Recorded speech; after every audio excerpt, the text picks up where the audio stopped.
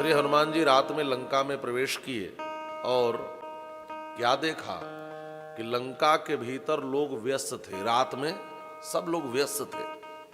क्या क्या कर रहे थे? का कोई बैठ करके मंत्र जप रहा था, किसी को स्वाध्याय करते देखा, किसी को वेद पढ़ते देखा। एक संत तो कहते थे कि तुम लोगों से तो अच्छे लंका वाले थे जो स्वाध्याय और जप में लगे रहते थे। ऐसा हनुमान जी ने देखा। लेकिन रात में तो वेद पढ़ना नहीं चाहिए, फिर लंकावासी वेद क्यों पढ़ रहे हैं? कहा स्वाध्याय के लिए पढ़ने में दोष नहीं है। जैसे कोई विद्यार्थी को रटना हो मंत्र तो रात में रटते हैं, तो स्वाध्याय कर रहे हैं।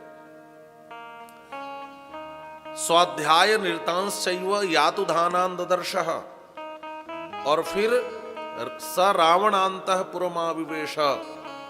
हनुमान जी महाराज रावण के अंतःपुर के भीतर गए। आहा हा, क्या सुंदर लंका की शोभा है। हनुमान जी शोभा देख रहे हैं। चांदनी रात छिटकी हुई है। ऐसा लगता है जिस रात में हनुमान जी पहुंचे हैं शायद वह पूर्णिमा की हो सकती है, क्योंकि राका रजनी का बड़ा सुंदर वर्णन है, चंद्रमा का बड़ा सुंदर वर्णन है। और इस चांदनी रात में सोने की लंका बड़ी सुंदर लग रही है। ऐसा लग रहा है जैसे सोने के पिंजरे में कोई हंस बैठा हो। ऐसी शोभा लंका की हो रही है। हंसो यथा राजत पंजरस्था, सिंहो यथा मंदर कंदरस्थः, वीरो यथा गर्वित कुंजरस्थः, चंद्रोपि बभ्राज तथांबरस्थः। ऐसा लग रहा है जैसे चांदी के पिंजरे में हंस सुशोभित हो रहा है। ऐसा लग रहा है जैसे मंदराचल की कंदरा में सिंह बैठा हुआ हो और सुंदर लग रहा हो। ऐसा लग रहा है जैसे मदोन्मत्त हाथी पर कोई सुहावना वीर पुरुष बैठकर चलता है। ऐसी शोभा हो रही है। लंका की गगन बिहारी उस चंद्रदेव की चांदनी छिटक रही है और लंका सुशोभित हो रहा है। जैसे कोई हाथी के दांत को सोने से जड़ दे, जैसे कोई हिरण के सिंह को सोने से मढ़ दे, जैसे कोई शिला तल पर बैठा कोई मृगेंद्र शोभा पा रहा हो, माने गजेंद्र शोभा पा रहा हो, जैसे सुंदर राज्य प्राप्त करके कोई नरेंद्र शोभा पा रहा हो, ऐसे ही निर्मल प्रकाश से युक्त लंका नगरी की शोभा हो रही है। शिलातलम प्राप्य यथा मृगेंद्रो, महारणम प्राप्य यथा गजेंद्रः, राज्यम समासाद्य यथा नरेंद्रः, तथा प्रकाशो वीरराज चंद्रः। महर्षि वाल्मीकि ने तो अद्भुत वर्णन किया है हमारा, जो कवित्व के स्फुरना सुंदरकांड में है, जो सुंदर सुंदर श्लोक बनाए हैं। अब श्री हनुमान जी महाराज श्री जानकी जी के मंगलमय स्वरूप का 5 श्लोकों में ध्यान कर रहे हैं। ध्यान से सुनना। श्री हनुमान जी ने जानकी जी को तो देखा नहीं है, तो हनुमान जी कल्पना कर रहे हैं कि जानकी जी कैसी दिखती होंगी, तभी तो ढूंढेंगे। तो क्या कल्पना किया? सनातने वर्त्मनि सन्निविष्टाम, रामे क्षणिम ताम मदनाभिविष्टाम, भर्तुर्मनः श्री मदनु प्रविष्टाम, स्त्रीभ्यः पराभ्यश्च सदा विशिष्टाम। हनुमान जी महाराज सोच रहे हैं कि वह जो सनातन मार्ग पर चलने वाली, अविच्छिन्न पातिव्रत्य धर्म में स्थिर रहने वाली जो श्री सीता जी है, वो रामेक्षणी है। रामेक्षणी माने जिनके ध्यान में हमेशा राम रहते हो, ऐसी होंगी वो। और कहा मदनाभिविष्टाम, माने जो राम विषयक प्रेम से परिपूर्ण होंगी, ऐसी श्री सीता जी होंगी। और कहा जिनके मन में हमेशा श्री राम का चिंतन चलता होगा। भर्तुर्मनः श्री मदरु प्रविष्टाम, स्त्रीभ्यः पराभ्यश्च सदा विशिष्टाम। और जो सभी स्त्रियों में विशिष्ट होंगी वही माता जानकी होंगी। ऐसा सोच रहे हैं कि जानकी जी कैसी होंगी? कहा सनातन धर्म का पालन करने वाली होंगी, जिनको देखकर लग जाएगा कि पतिव्रता स्त्री हैं, जो राम प्रेम से प्रपूरित होंगी, और जितनी स्त्रियां हैं वो सब में विशिष्ट दिखेंगी। मैं समझ जाऊंगा कि यही श्री सीता जी हैं। तो सीता जी के ऐसे स्वरूप की कल्पना करते हुए श्री हनुमान जी महाराज रावण के एक एक घर में ढूंढ रहे हैं महाराज, एक एक घर में। जब वहां नहीं मिली तो कूदकर प्रहस्त के घर में गए, वहां से उछलकर महापार्श्व के घर में गए, फिर कुंभकर्ण के घर में गए, फिर विभीषण के घर में गए, फिर मेघनाथ के घर में गए, लेकिन कहीं श्री सीता जी मिल नहीं रही हैं। फिर रावण के विशिष्ट रनिवास में गए। नूपुराणाम च घोषेण कांचनीनाम निसुसेन च मृदंग तल निर्घोषैर घोष शद्भिर्विनादितम। अब देख रहे हैं कहीं नूपुरों की झंकार सुनाई दे रही है। ये तो रावण का रनिवास है ना, यहां नाच गाने चल रहे हैं महाराज।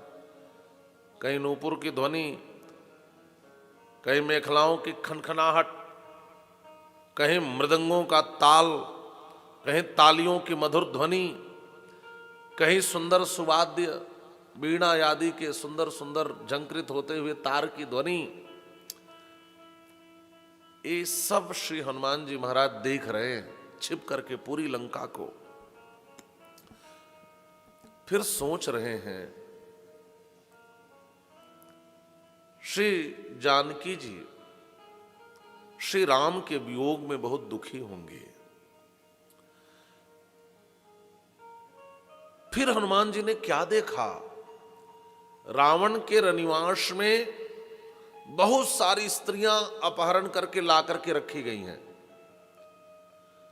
इसमें राजर्षियों की कन्या है, ब्रह्मर्षियों की कन्या है, दैत्यों की कन्या है, गंधर्वों की कन्या है। सबके यहां की स्त्रियों का अपहरण कर करके रावण रनिवास में ला करके रखा है। राजर्षि विप्रदैत्यानाम गंधर्वाणाम च योषितः रक्षसाम चाभवन कन्यास्तस्य काम वसंगता। इतनी सारी कामिनियों का अपहरण करके रावण रखा है। लेकिन हनुमान जी जब और भीतर गए तो क्या देखा? एक बड़ा ही सुंदर पलंग, एक बड़ा ही सुंदर कक्ष है, खूब शोभायमान, उसमें खूब कलाकृतियां बनी हुई हैं, और एक सुंदर सा पलंग है। चारों तरफ उस कक्ष में सुंदर सुंदर पर्दे लगे हुए हैं, और उस पर एक परम सुंदरी स्त्री शयन कर रही है। उसके चेहरे से अद्भुत दीप्ति, अद्भुत कांति, अद्भुत रश्मि, अद्भुत आभा प्रकट हो रही है।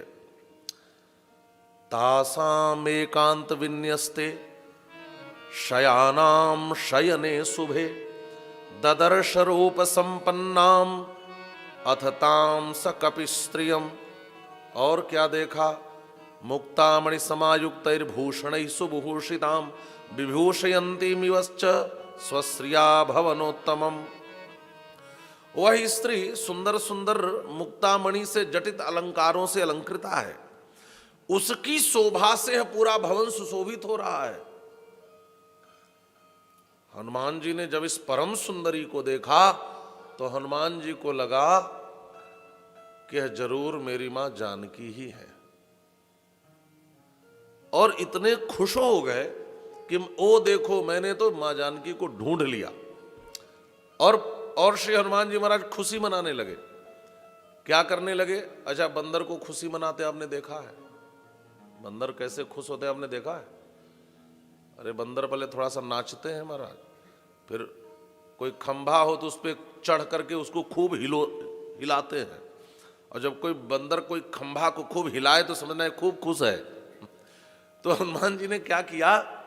आस्फोटयामास चुचुंब पुच्छम आहा ननंदु निदर्शयन् स्वाम प्रकृतिम कपीनाम। आस्फोटयामास, हनुमान जी ने पहले अपनी पूंछ को पटका, और पटकने के बाद फिर अपनी पूंछ को लेकर चूमा, ओहो मैंने तो श्री जानकी जी को ढूंढ लिया। फिर कहा ननंद चक्र, और फिर थोड़ा सा नाचने लगे, प्रसन्न होकर घूमने लगे। तब तक एक खंभा दिख गया और तुरंत स्तंभानरोहण, तुरंत उस खंभे पर चढ़ गए और चढ़ के खूब हिलाया खुशी में, और फिर नीचे कूदे, फिर चढ़े, फिर हिलाए। महर्षि वाल्मीकि कहते हैं तो ज्ञानी नामाग्र गण्य, लेकिन खुशी में आखिर अपने बंदर वाले स्वभाव में आ ही गए। एक खुशी में हो जाता है महाराज, हाँ होता है। खुशी में व्यक्ति अपनी असली रूप में आता है, और कभी कभी क्रोध में भी असली रूप में आता है। कोई कितनी भी सुंदर भाषा बोले, लेकिन मुंह से गाली अपनी भाषा में निकल जाती है। कोई बता रहे थे संत, ऐसा होता है। तो खुशी में महर्षि वाल्मीकि भी कह रहे निदर्शयम स्वाम प्रकृतिम कपीनाम, देखो तो आखिर ये बंदर अपने स्वभाव में आ ही गया, अपनी प्रकृति में आ गया। लेकिन हनुमान जी की खुशी बहुत देर तक टिकी नहीं। कारण क्या था? और जब पास में गए तब तक उस सुंदरी के मुंह से मदिरे की दुर्गंध आई। वो शराब पी हुई थी। हनुमान जी ने कहा नहीं नहीं नहीं, भारतीय संस्कृति की आराध्या जनक नंदिनी जानकी, श्री राम की प्राण वल्लभा कभी अपने मुख से मदिरे को नहीं लगा सकती, वो कभी शराब नहीं पी सकती।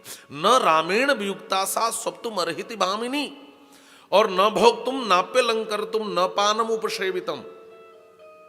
श्री राम से वियुक्ता माता जानकी पहले तो पलंग पर नहीं सोएंगी, अलंकार नहीं कर सकती, शराब पीना तो बहुत दूर की बात है। नहीं नहीं, ये मां जानकी नहीं हो सकती। तो ये कौन है जिसकी सुंदरता देखकर हनुमान जी को लगा मां जानकी है? महर्षि वाल्मीकि कहते हैं और कोई नहीं, ये रावण की पट्ट महिषी मंदोदरी है। यह इतनी सुंदरी थी कि इसको देखकर हनुमान जी को लगा कि श्री जानकी जी हैं। मय तनया मंदोदरी नामा परम सुंदरी नारी ललामा, ये भी परम सुंदरी है। फिर हनुमान जी आगे रनिवास में ढूंढने लगे। ओहो, नेक्षेत नग्नाम पर स्त्रियम। अब जो रावण के यहां की स्त्रियां पड़ी हैं ना, वो शराब पीकर उल्टे पलटे सो गई हैं। किसी के पांव किसी के पेट पे है, और कोई किसी के पेट पे ही सिर रख के तकिया बना के सो रही है। किसी के वस्त्र व्यवस्थित हैं, किसी के बड़े अव्यवस्थित हैं। कुछ स्त्रियां अर्धनग्न अवस्था में हैं। अद्भुत स्थिति। नेक्षेत नग्नाम परस्त्रियम निरीक्षमाणा ततस्था स्त्रीसा स महाकपि। अब तो हनुमान जी सोचने लगे, हो मैं ऐसे नग्न स्त्रियों के बीच में घूम रहा हूं, ये रावण के अंतःपुर में ऐसे ही सब उल्टा पलटा पड़ी सो रही हैं। तो हनुमान जी के मन में एक शंका हुई, कहीं मेरा धर्म तो नहीं चला गया। ब्रह्मचारी हैं और ऐसे परिस्त्रियों के ऐसे अव्यवस्थित परिधान में इन स्त्रियों को देखा। जगाम महतीम शंकाम धर्म साध्वस संकिता। तो हनुमान जी के मन में एक बात आ गई, ओहो मेरा धर्म तो नहीं चला जाएगा। फिर कहते हैं नहीं, मैंने इतने स्त्रियों को देखा लेकिन मेरे मन में कोई विकार नहीं आया। इसका मतलब है कि मुझसे अधर्म नहीं हो रहा है। विकार क्यों नहीं आया? क्योंकि मेरे चित्त में तो माता जानकी बसी हुई है, इनकी आंखों में तो मां जानकी का स्वरूप बसा हुआ है। यह जिधर देखते हैं बस जो कल्पना किया है उनके रूप का, मां जानकी वैसे रूप में इनको दिख रही हैं और वैसे रूप वाली को ही ढूंढना चाहते हैं। इसलिए कामं दृष्ट्वा मया सर्वा विश्वस्ता रावण स्त्रियः न तुम्हें मनसा किंचित वैकृत्यम उत्पद्यते। मेरे मन में कोई विकार नहीं आया। नान्यत्र हि मया शक्या वैदेही परिमार्गितुम। क्यों? क्योंकि आंखों में तो श्री जानकी जी का रूप बसा है। और कितनी सुंदर बात है कि यदि आपकी आंखों में भगवान का रूप बसा हो, माँ जानकी का रूप बसा हो, तो आप कभी ऐसी स्थिति से गुजरे भी तो भी आपके मन में कभी कोई विकार नहीं आ सकता है, नहीं आ सकता है। और एक संकेत और कितना सुंदर है, मन विकार की ओर भागे तो भगवान का ध्यान करो, मां का ध्यान करो, आपके मन से विकृत बुद्धि चली जाएगी महाराज। आपके मन का दोष, आपके मन में दोष आएगा ही नहीं। लेकिन फिर हनुमान जी कहते हैं करूं क्या, स्त्री को ढूंढने आया हूं तो स्त्रियों में ही ढूंढूंगा, पुरुषों के बीच में तो ढूंढूंगा नहीं। विडंबना यह है कि मैं स्त्री ढूंढने आया हूं और स्त्री को ढूंढना है तो ढूंढूं कहां, इसलिए स्त्रियों के बीच में तो जाना ही पड़ेगा। स्त्रियो हि स्त्रीषु दृश्यन्ते सदा संपरिमार्गणे। और ढूंढते ढूंढते थक गए। भोइष्ठम लोलिता लंका, लंका का तिल तिल ढूंढ लिया, तालाबों में ढूंढा, नदियों में ढूंढा, नालों में ढूंढा, सब लिखा है, पल्लवानी तटाकानी सरांश सरितस्तथा, सब जगह ढूंढा, एक एक स्थल पर ढूंढा, पुष्पक विमान के भीतर घुसकर ढूंढा, हर गुफा में ढूंढा, हर विवर में ढूंढा, लेकिन श्री जानकी जी लंका में कहीं नहीं दिखी, कहीं नहीं। अच्छा, रावण भी ऐसे कहीं थोड़ी रख देगा, उसको भी पता है सुरक्षित जगह कहां है। हनुमान जी जैसा बुद्धिमान, पराक्रमवान, नीतिमान ढूंढ रहा है, लेकिन श्री जानकी जी को ढूंढ नहीं पाया। तब हनुमान जी सोचने लगे, ऐसा तो नहीं कि कहीं रावण खा गया हो, ये बड़ा दुष्ट है, और राक्षसों का क्या ठिकाना कि खाकर खत्म कर दिया हो। हमें तो मिली नहीं श्री जानकी जी, अब कहीं मैं वापस गया और जाकर के अपने प्रभु को यह कह दिया कि श्री जानकी जी नहीं मिली, तो इतना सुनकर के प्रभु श्री राम की मृत्यु हो जाएगी। और श्री राम की मृत्यु को देख करके हमारे महाराज सुग्रीव भी मर जाएंगे। महाराज सुग्रीव की मृत्यु सुनकर किष्किंधा के लोग मर जाएंगे। श्री राम प्रभु की मृत्यु देखकर भैया लक्ष्मण की मौत हो जाएगी। और ये सूचना जैसे अयोध्या में पहुंचेगी, श्री भरत और श्री शत्रुघ्न की मृत्यु हो जाएगी। और इन भाइयों की मृत्यु की सूचना से सभी माताओं की मृत्यु हो जाएगी। और माताएं मर जाएंगी, ये सब राजकुमार मर जाएंगे, तो सारी अयोध्यावासी मर जाएंगे। अब कितनी बड़ी बड़ी कल्पना कर रहे हैं हनुमान जी। हनुमान जी कहते हैं एक सूचना जाकर दूंगा तो किष्किंधा अयोध्या सब खत्म हो जाएगी, तो मैं क्या करूं। देखिए किन किन परिस्थितियों से और चिंतन विचारों से गुजरते हैं महर्षि वाल्मीकि ने, उन एक एक चीजों का चित्रण किया है महाराज, अद्भुत ग्रंथ है। फिर हनुमान जी कहते हैं नहीं नहीं, इससे तो अच्छा है कि मैं वापस न जाऊं, या तो अब जीवन भर लंका में कहीं छुपकर जीवन बिता दूं, या तो मैं समुद्र में प्रवेश कर जाऊं, या तो फिर मैं अग्नि में प्रवेश कर जाऊंगा। हाँ, और अब वापस जाकर के सूचना मैं नहीं दे पाऊंगा। श्री हनुमान जी महाराज ऐसी कल्पना करके ऐसा निर्णय लेने को सोचने लगे। और देखिए जीवन में जब हम उत्साहहीन हो जाते हैं, जब हम संपूर्ण श्रम करते हैं और हमारा कार्य नहीं बनता, तो हर व्यक्ति की स्थिति ऐसे ही होती है। फिर क्या करना चाहिए का, तब हमें भगवान पर पूर्ण समर्पण कर देना चाहिए महाराज। एक बात और जान लें, श्रम तो आप करें, मेहनत तो आप करें, लेकिन केवल मेहनत से ही सफलता नहीं मिलती है जब तक उसमें भगवान की कृपा शामिल न हो। हाँ, हनुमान जी ने घोषणा तो बहुत बड़ी बड़ी की थी, सागरांशों से श्यामी दारिश्यामी मेदिनी, मैं कर दूंगा, वो कर दूंगा, वो कर दूंगा। जामवान जी ने कहा इस मत करो, बस एक छोटा काम करके आ जाओ। समझना यही है कि जब तक भगवान की कृपा नहीं होगी तब तक हम कुछ भी करने में समर्थ नहीं है महाराज। अब भगवान की कृपा के दो रूप हैं, ध्यान से समझना।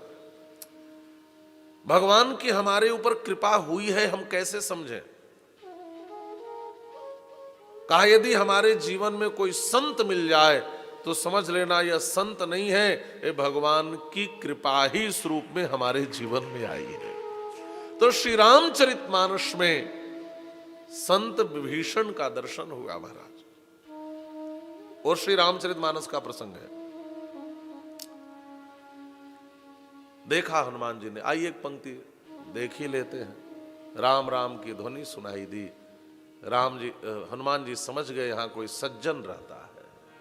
राम राम तेहि सुमिरन के धाम, राम राम तेहि सुमिरन के धाम, राम राम तेहि सुमिरन की नाम, राम राम तेहि सुमिरन की नाम, हृदय हरस कपि सजन जी, हृदय हरस कपि सजन जी। एक अद्भुत बात है कि लंका में भी संत निवास है। आहा, भवन एक पुनि दीख सुहावा, हरि मंदिर तह भिन्न बनावा, रामायुध अंकित गृह शोभा बरिण न जाय, नव तुलसी का वृंद तह देखी हरस कपिराय। यह वैष्णव का घर है।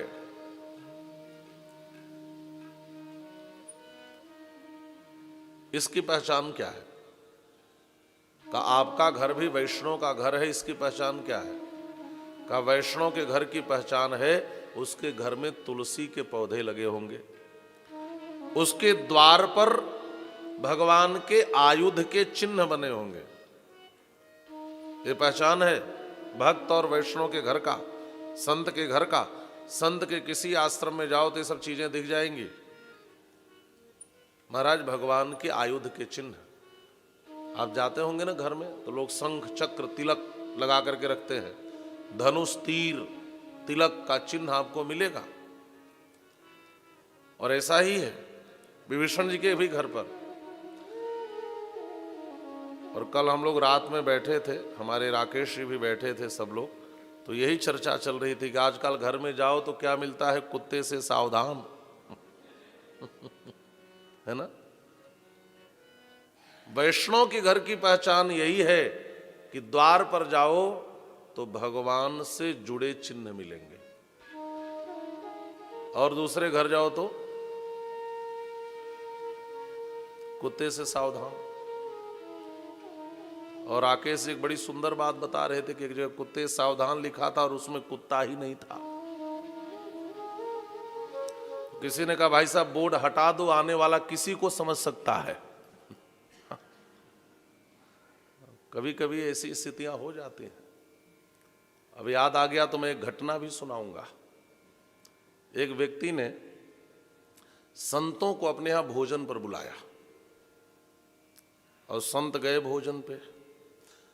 अच्छा, जहां उसको बैठाना था संतों को, वहां दीवार पर एक कुत्ते का बहुत बड़ा चित्र लगा हुआ था।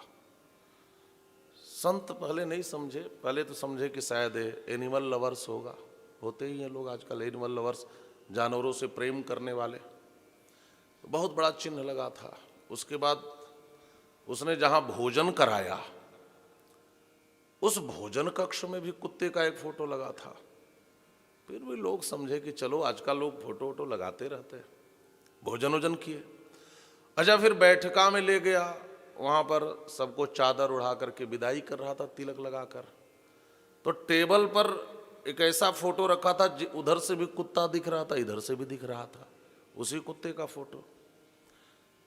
तो एक महात्मा ने धीरे से पूछ लिया कि भाई साहब, बहुत देर से मन में एक बात है, मन कर रहा है पूछ लूं। उस भोजन वाले कमरे में था, वहां भी कुत्ते का फोटो लगा था, शयन कक्ष में भी लगा था, यहां आए बैठने यहां भी लगा है, आखिर ये चक्कर क्या है? तो जोर जोर से रोने लगा। अरे संत ने कहा रो मत, बताओ तो। तो उसने कहा क्या कहूँ, मेरे घर में यह कुत्ता था, मुझे इससे बड़ा प्रेम था, आज उसी की 13वीं है जिसमें आप लोग भोजन करने आए हैं। संतों ने कहा हे भगवान, बताओ, अब तो कोई भोजन पे बुलाए तब भी विचार करना चाहिए। पता नहीं किस उपलक्ष्य में बुला रहा है। ऐसे भी कुत्ते के प्रेमी होते हैं हमारा। हाँ, लेकिन वैष्णव के घर का लक्षण क्या है? आपका घर वैष्णव का घर है, ये कैसे जाना जाए? का उसके चिन्ह दिखने चाहिए। अरे कुछ ना हो तो कम से कम पुराने लोग शुभ लाभ लिखते थे, कुछ ना हो तो शुभ लाभ, स्वस्तिक का चिन्ह, ये सब तो बना के ही रखते थे। कुछ थोड़ा और आगे बढ़े तो सुस्वागतम लिखने लगे, थोड़ी अंग्रेजियत आ गई तो वेलकम लिखने लगे। अब तो सब खत्म हो गया महाराज। लेकिन यदि आप वैष्णव हैं, भक्त हैं, तो आपके घर पर चिन्ह ऐसे होने चाहिए जो भगवान के आयुध के चिन्ह हो। शंख चक्र लगा दो, धनुष तीर लगा दो, भगवान के आयुध को लगाओ। विभीषण जी का घर है। यह देख कर लग गया हनुमान जी को कोई संत रहता है महाराज, कोई संत है। दुनिया भर का पौधा लगाएंगे, एक तुलसी का वृक्ष नहीं लगा सकते। जिस घर में तुलसी का पौधा होता है उस घर में मरने वाला कोई नरक में नहीं जाता, ऐसा शास्त्र कहते हैं। जिस घर में शालिग्राम भगवान की पूजा होती है उसके पितर कभी नरक में नहीं जाते। इसलिए गृहस्थ जीवन में तो ये सब और ध्यान देने योग्य है, ये करना चाहिए। और सज्जन की पहचान क्या है? का उठते ही जो प्रपंच शुरू कर दे, है ना, दुकानदारी का, इधर उधर का फला, समझ लेना कि ये सज्जन नहीं है, ये महान दुर्जन है। सज्जन की पहचान है क्या? का राम राम ते ही सुमिरन कीन्हा, हृदय हरस कपि सज्जन चीन्हा। उठते ही जिसके मुख से राम राम निकले, समझ लेना यह सज्जन है। हाँ, राम राम राम राम सा करते हैं ना, यही सज्जन की पहचान है। और उठते ही जो प्रपंच में लग जाए, समझ लेना है सज्जन नहीं है। हनुमान जी ने पहचान लिया, सोचने लगे लंका निश्चर निकर निवासा, यहां कहां सज्जन कर वासा। राम राम। अच्छा, हरि मंदिर तह भिन्न बनावा। एक प्रश्न और है, किसी लंका में विभीषण जी रह करके हरि मंदिर बनाए थे, भगवान का मंदिर बनाए हैं, और कहा राम राम भी जपते हैं। रावण भी तो सुना होगा। अब प्रश्न उठता है कि विभीषण के हरि मंदिर का विरोध या राम नाम जप का विरोध रावण क्यों नहीं करता था? करना तो चाहिए। लेकिन विभीषण जी इसी लंका में रहकर राम राम जप रहे हैं, इसी लंका में रहकर हरि मंदिर बनाया है, इसी मंदिर में रह करके रामायुध अंकित गृह मानसकार लिख रहे हैं। तो प्रश्न उठता है कि विरोध क्यों नहीं करता था? तो एक संत से तो मैंने ऐसा सुना, अच्छा लोग भी अलग अलग युक्ति लगाते हैं। एक बार रावण ने बुलाया विभीषण जी को और कहा कि राम क्यों जपते हो? तो विभीषण जी ने कहा कि भैया, मैं असल में भैया भाभी दोनों का नाम जपना चाहता हूं, लेकिन बड़ा लंबा नाम लगता है। मैं सोचता हूं रावण मंदोदरी जपूं, बड़ा लंबा हो जाता है, तो मैंने रावण का रा और मंदोदरी का म ले लिया, इसलिए राम राम जपता। एक संत ने ऐसी युक्ति निकाली महाराज, तो रावण खुश हो गया। तो ये सब तो युक्ति की बातें हो सकती हैं, लेकिन सच्ची बात तो यह है कि रावण ने भी, श्री विभीषण जी ने भी, और कुंभकर्ण ने, तीनों ने एक साथ तपस्या की थी। ध्यान से सुनना। और तीनों को वरदान देने के लिए वहां ब्रह्मा जी प्रकट हुए थे, और तीनों ने अलग अलग वरदान मांगा। तीनों के वरदान को तीनों जान रहे हैं। रावण ने मांगा हम काहू के मरहि न मारे, बानर मनुज जाति दुई बारे। और विभीषण ने क्या मांगा? भगवान के चरणों की अमल भक्ति मांगी। यह हमारे जीवन में भी कमी है और आपके जीवन में भी कमी है। अच्छा, दोनों राम जी को अपना पिता मानते हैं, तो दोनों भाई हुए कि नहीं? देखिए, संसार में दो प्रकार के संबंध हैं, ध्यान से सुनना। एक संबंध देह के नाते है और एक संबंध आत्मा के नाते है। विचार करना। हनुमान जी ने कहा, विभीषण जी, यदि देह के संबंध से रिश्ता मानो तो तुम्हारा भाई है रावण, लेकिन आत्मा के संबंध से रिश्ता मानो तो तुम्हारा असली भाई तो मैं हूं, हनुमान, है ना। परमात्मा हम सबके पिता हैं, इस नाते हम सब भाई हैं। और यह व्यापक दृष्टि बनती है जब हम वैष्णव हो जाते हैं, जब हम भक्त हो जाते हैं, जब हम एक भगवान को स्वीकार करते हैं, तो भगवान के नाते हम सब एक परिवार के होते हैं कि नहीं। जब आप केवल अपने को देह मानते हो तब तो देह के नाते को मानते हो, लेकिन जब आप अपने को आत्मा और जीवात्मा मानते हो तो परमात्मा के नाते हर जीवात्मा तो परमात्मा का अंश है, और परमात्मा के नाते हम सब एक ही ईश्वर के संतान हैं, हम सब भाई हैं महाराज। इसीलिए भ्राता शब्द का प्रयोग किया यहां पर। मानसकार लिखते हैं, तब हनुमंत कहा सुनो भ्राता, तब हनुमंत कहा सुनो भ्राता। भ्राता शब्द का प्रयोग किया। मानसकार वर्णन करते हैं, तब हनुमंत कहा सुनो भ्राता, तब हनुमंत कहा सुनो भ्राता, तब हनुमंत कहा सुनो भ्राता, तब हनुमंत कहा सुनो भ्राता, देखी चहु जानकी माता, देखी चहु जानकी माता, देखी चहु जानकी माता। तब हनुमंत कहा सुनो भ्राता, देखी चहु जानकी माता। हम दोनों भाई हैं राम जी के नाते, लेकिन हम दोनों भाइयों में एक एक कमी है। क्या कमी है? कहा हमने केवल पिताजी को देखा है, माने राम जी को, और आपने केवल मां को देखा है, सीता जी को। दोनों में एक एक कमी है। आज आप मुझे मां का दर्शन करा दो, आप आना, मैं आपको पिताजी से मिला दूंगा।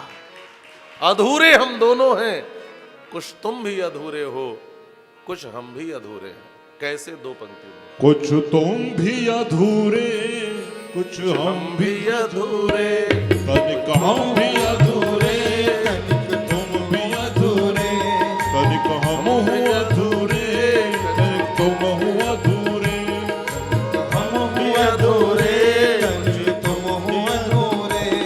आज दोनों हुए हैं पूरे पूरे पूरे पूरे, आज दोनों हुए हैं पूरे पूरे पूरे पूरे, तनिक हम हो अधूरे, तनिक तुम हो अधूरे, हम हो अधूरे, तनिक तुम हो अधूरे।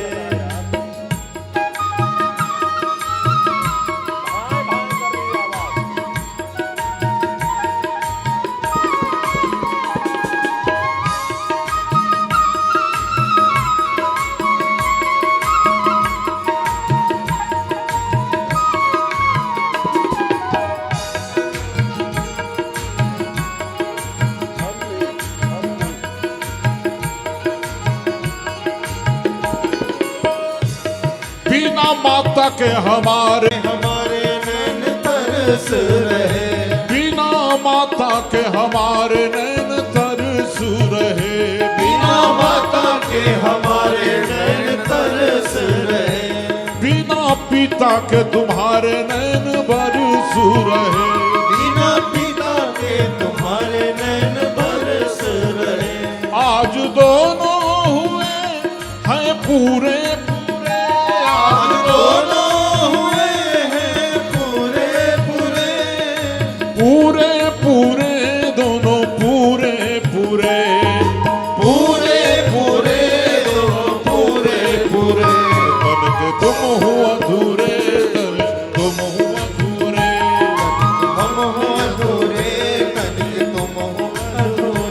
आज दोनों हुए हैं पूरे पूरे पूरे पूरे। आज दोनों हुए हैं पूरे पूरे पूरे पूरे। तुम हो अधूरे तो हम हो अधूरे। हम हो अधूरे कभी हम हो अधूरे।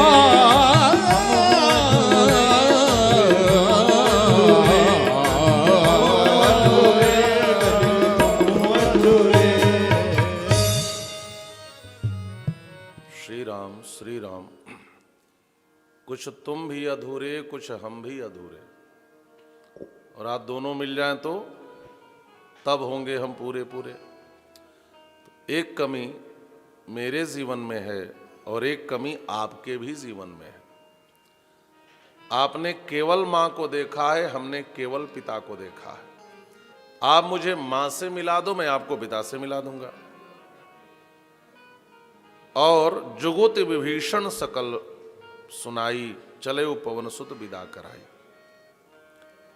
श्री रामचरितमानस के अनुसार श्री विभीषण जी ने युक्ति बताई, जिसके आधार पर श्री हनुमान जी मां सीता का दर्शन पाते हैं। लेकिन श्रीमद् वाल्मीकि रामायण में कृपा का दूसरा रूप है। भगवान की कृपा दूसरे रूप में कैसे आती है?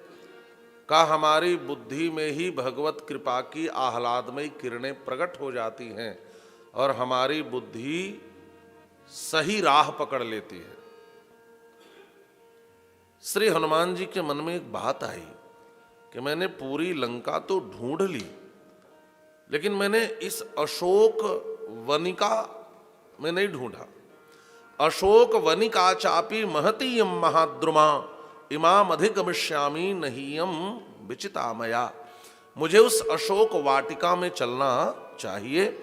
और श्री हनुमान जी फिर चार दीवारी कूद करके और उस पार अशोक वाटिका में पहुंचे।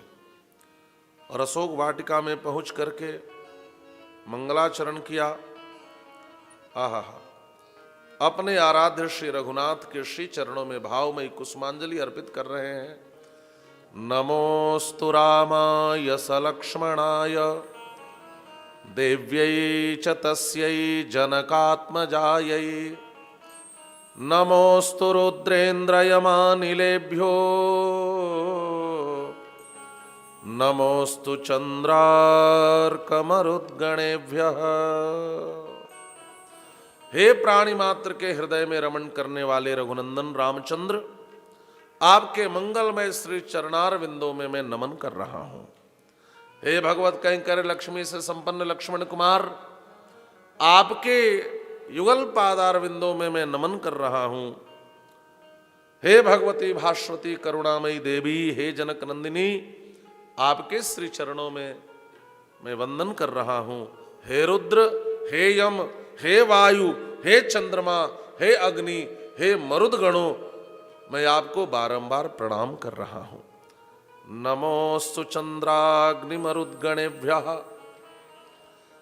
और बहुत सुंदर मंगलाचरण हनुमान जी ने किया। और फिर यहां सोच रहे हैं, श्री जानकी जी मेरी दृष्टि पथ में कब आएंगे? हे ठाकुर जी कृपा कर दो। हे रघुनंदन, आपके श्री चरणों में प्रणाम करता हूं, मुझे मां के दर्शन हो जाए। कैसी जानकी जी के? तदुन्नसम पांडुरदंतम अब्रवणम सुचिस्मितम पद्म पलासलोचनम द्रक्षे तदार्यावदनम कदान्वहम प्रसन्नताराधिपतुल्य वर्चसम। जिनकी समुन्नत नासिका है, जिनकी दंत पंक्ति श्रेष्ठ है, जिनका मुखमंडल अव्रण अनवद्य है, जो पवित्र और स्मित माने मुस्कान से सम्मुल्लसित हैं, जिनके नेत्र कमल दल के समान हैं, पद्म पलास लोचनम, और कहा जो निर्मल निष्कलंक चंद्रमा की भांति सुशोभित हो रही हैं, ऐसी मां जानकी का मैं कब दर्शन करूंगा? फिर हनुमान जी अशोक वाटिका में आगे बढ़े। तब एक नदी मिली, एक छोटी सी पतली नदी जो प्रवाहित हो रही थी। उस नदी के पास हनुमान जी बैठ गए और बैठ करके हनुमान जी सोचने लगे कि यदि श्री जानकी जरूर संध्या कालिक उपासना करने के लिए नदी के किनारे आती होंगी, है ना। उपासना प्रातः कालीन संध्या कालीन तो करनी चाहिए, उपासना नहीं छोड़ना चाहिए। और जानकी जी सनातन धर्म को मानने वाली हैं, और सनातन धर्म की स्त्रियां सायंकाल में कुछ उपासना करती हैं। अब यहाँ की बात तो नहीं, गाँव में आज भी वो दीपक लेकर पूरे घर में दिखाती हैं, बाहर आती हैं, ये सब सांध्यकालिक उपासना है। श्री जानकी जी भी संध्या काल मनः श्यामा द्रोमेस्यति जानकी नदीम चेमाम शुभजलाम संध्यार्थे वरवर्णिनी। संध्या काले मनः यस्या सा सांध्य काल मना। संध्या काल में जो उपासना करने वाली हैं, संध्योपासन में जो तत्पर श्री श्यामा जनकनंदिनी हैं, वो जरूर इस पुण्य सलीला नदी के तट पर सायंकाल के समय आएंगी। यदि वह अशोक वाटिका में है तो ऐसा विचार करके हनुमान जी उस नदी के पास बैठ गए। कुछ समय बीता लेकिन कोई इधर उधर नहीं दिखाई दिया। तब उस नदी के पास के एक वृक्ष पर चढ़ गए और चढ़ करके पूरे अशोक वाटिका को ध्यान से देखने लगे। तब तक श्री जानकी जी के दर्शन हो गए। बोलिए जनकनंदनी श्री जनकराज किशोरी की। ततो मलिन संवीताम राक्षसी भी समावृताम